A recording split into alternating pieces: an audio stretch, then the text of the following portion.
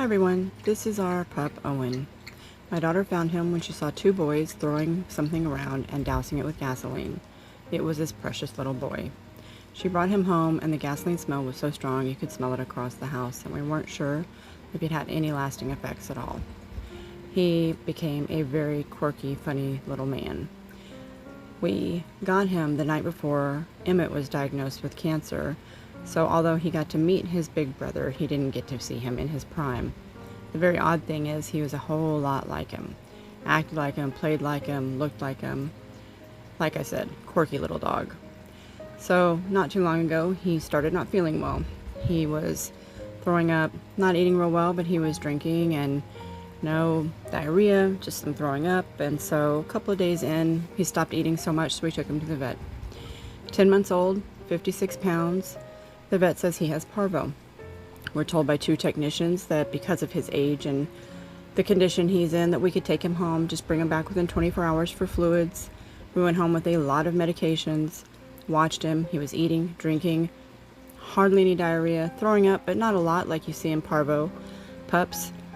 Less than 24 hours later, he's struggling to breathe.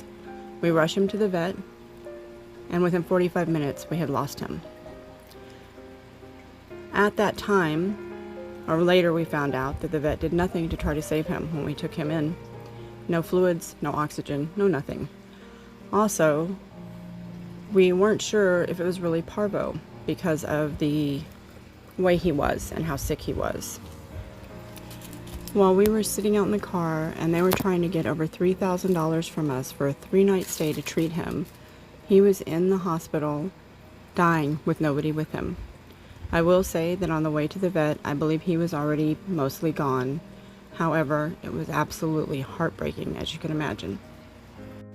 How do you go from a very quirky, loving, active, pain-in-the-butt puppy to dead in 48 hours? The day we took him to the vet, they gave him lots of medication and fluids, and when we went to pick him up, it wasn't the same Owen. He didn't recognize us. He would be in the backyard and just stare at the fence and act like he didn't know who we were and was so scared. So, when we took him back the next day and found out that they did nothing to try to save him at Perrin 410 Vet, just so everybody knows, I would not take your animal there.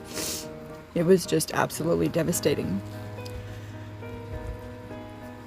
Like I said, made it even harder because due to COVID, we could not be with him. The next day, still hardly able to breathe without crying, we found a couple of black widows on the back patio, and after doing some investigation, found that the symptoms that he had were more closely related to that of a venomous bite. However, when Nicole tried to tell the vet that she didn't think it was parvo, they wouldn't listen to her. Period. I wanted to do a video this way to possibly help people who are in our situation. If it doesn't feel right, push the vet, go to a different vet, whatever you need to do.